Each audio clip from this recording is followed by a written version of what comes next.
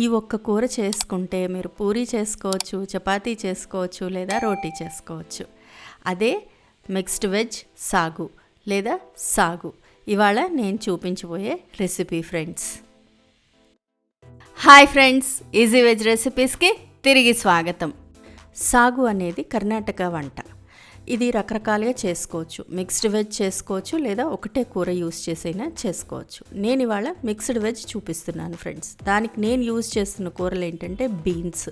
ఇలా చిన్న చిన్న ముక్కలు కట్ చేసుకున్నాను. ఒక క్యారెట్ తీసుకున్నాను, పెద్దదిగా ఉండేది, అది కూడా ఇలా చిన్న చిన్న ముక్కలు కట్ చేసుకున్నాను. ఒక బంగాళదుంప, అది కూడా ఇలా చిన్న చిన్న ముక్కలు కట్ చేసుకున్నాను.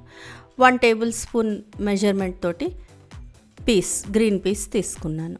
అలాగే ఒకటి పెద్దదిగా ఉండేది ఒక ఉల్లిపాయ తీసుకున్నాను. ఉల్లిపాయ ఆప్షనల్ అండి, వద్దనుకుంటే స్కిప్ చేసుకోవచ్చు. సరే, రుచికి సరిపడా ఉప్పు, నార్మలే, కొద్దిగా పసుపు, ఒక చిటికెడు పసుపు, నెయ్యి, నూనె 2 వాడతాం దీనిలో. సాగుకి వేసే మసాలా, దానికి కొబ్బరి తీసుకోవాలి, ఫ్రెష్దైనా లేదా ప్యాకెట్లో దొరికేదైనా పర్వాలేదు. పచ్చిమిరపకాయలు మనకు కారం ఎంత కావాలి దాన్ని బట్టి. వెల్లుల్లిపాయలు ఒక 8-10 వెల్లుల్లిపాయలు తీసుకున్నాను. ఓ 2 ఇంచులు అల్లం ముక్కలు సన్నగా ముక్కలు కట్ చేసుకున్నాను. అలాగే కొద్దిగా ధనియాలు, కొద్దిగా జీలకర్ర, 1 టీ స్పూన్ ధనియాలు, 1/2 టీ స్పూన్ జీలకర్ర తీసుకున్నానండి.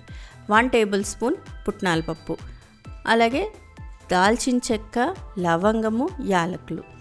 ఈ దాల్చిన చెక్క, లవంగం, యాలకులు కొంచెం తీసుకుంటే సరిపోతుంది. లవంగాలు ఒక 2-3 అయితే సరిపోతాయి. అలాగే దాల్చిన చెక్క చిన్న ముక్క, అంత చిన్న ముక్క అయితే సరిపోతుంది. మహా అయితే ఒక 1 ఇంచ్ ముక్క. యాలకు 1 టేబుల్ స్పూన్ దాకా కొత్తిమీర ఫ్రెష్గా ఉండేది. ముందు కూరలు ఉడకపెట్టేసుకోవాలి. ప్రెషర్ కుక్కర్లో బఠానీలు, పచ్చి బఠానీలు, అలాగే బంగాళదుంప, ఫ్రెంచ్ బీన్స్, క్యారెట్ అన్నీ వేసేసి కొద్దిగా పసుపు, కొద్దిగా ఉప్పు, కూర ముక్కలకి కొంచెం రుచి పట్టేటట్టుగా, ముక్కలు మునిగేటట్టుగా నీళ్లు పోసేసి శుభ్రంగా కలిపేసి ప్రెషర్ కుక్కర్లో పెట్టి 2 విజిల్స్ రానిస్తే చాలండి.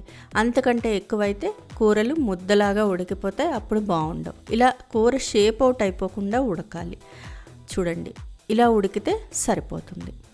ఇంతలాగా కూర ముక్కలు ఉడికిపోయిన తర్వాత దీన్ని తీసి పక్కన పెట్టి మిక్సీ జార్లో కొబ్బరి, పచ్చిమిరపకాయలు, మిగతా దినుసులన్నీ, అల్లము, వెల్లుల్లిపాయలు, అలాగే చెక్క, లవంగము, యాలకులు, ధనియాలు, జీలకర్ర, కొత్తిమీర అన్నీ వేసేసి ఒకదాని తర్వాత ఒకటి అన్నీ వేసేసి బాగా మెత్తగా గ్రైండ్ చేసేసుకోవాలి.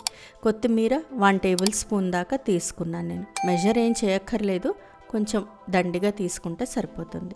ఇలా మెత్తగా పేస్ట్ లాగా చేసేసుకోవాలి దీన్ని. ఇది రెడీ అయిపోయిన తర్వాత ఇంకా సాగు చేయడం చూద్దామండి. స్టవ్ మీద బాణలి పెట్టి అది బాగా వేడెక్కిన తర్వాత దానిలో ఒక 2-3 స్పూన్ల నూనె, 1 టేబుల్ స్పూన్ దాకా నెయ్యి వేసి వేడెక్కిన తర్వాత తాలింపుకి ఆవాలు, మినపప్పు వేస్తాము. ఆవాలు, మినపప్పు కొద్దిగా వేగుతున్నప్పుడు కరివేపాకు అవి వేసేసిన తర్వాత ఉల్లిపాయలు సన్నగా తరిగి పెట్టుకున్నాం కదా, ఆ ఉల్లిపాయలు వేసి వాడ్చుకోవాలి. ఉల్లిపాయలు చక్కగా వాడిపోవాలి, పచ్చి వాసన పోవాలి, అంతవరకు వాడ్చుకోవాలండి. ఎప్పుడైనా ఉల్లిపాయలు వేసినప్పుడు పచ్చి వాసన పోయేదాకా వాడ్చుకోవాలి, అప్పుడే బాగుంటుంది. కొద్దిగా పసుపు, రుచికి సరిపడా ఉప్పు కూడా వేసేసి బాగా మెత్తగా అయ్యేదాకా వాడ్చుకుంటే కూర చాలా టేస్టీగా బాగుంటుంది.